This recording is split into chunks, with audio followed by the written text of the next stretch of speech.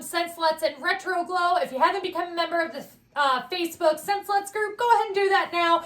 We have 16,000 members and growing, so go ahead and join. Today I'm going to be talking about how to make rock salts. This is the way I do it. Everyone does it a little bit of a different way.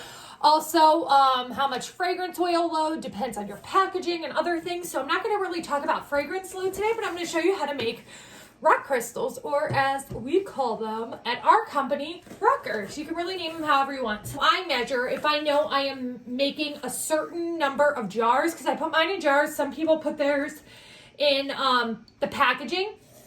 Is I just scoop. This is salt. I buy this from a restaurant company and it just ships here. So I just fill my salt up and I put it in a bowl because I have to mix my scents and my colors or whatever I'm going to do. And I know how many I'm doing. I usually do a little bit extra, just a sample or if anything happens. See, so then I just weigh this bad boy. I'm back. So I don't know what everyone else uses, but I use Dixie cups.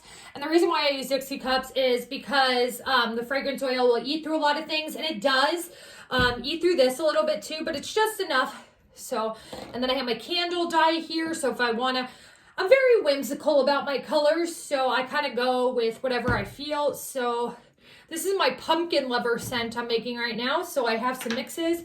And this is what the final product will look like, except this is our Catalina scent. So, there's our rock salt.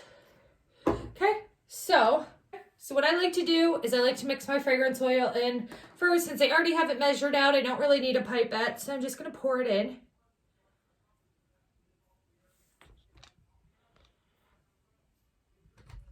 Let's get you guys in here. Remember, you could always add more fragrance oil if you feel like it needs it. But always try to remember what fragrance load you are using because you want to stay consistent. You always want to measure so that if people come back for more, their product is the same every time. So I'm going to start putting in some color. Okay, here we go. Let's see what happens.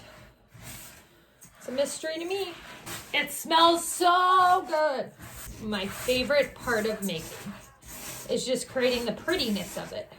Are you making pumpkins? I am making it. Yeah, good job, baby. My husband just came in and asked if I was making pumpkin liver.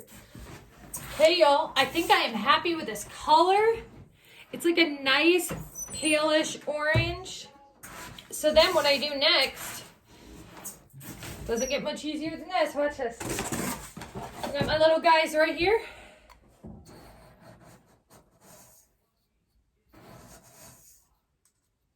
Scoop skiboots. There she is. And that's how we do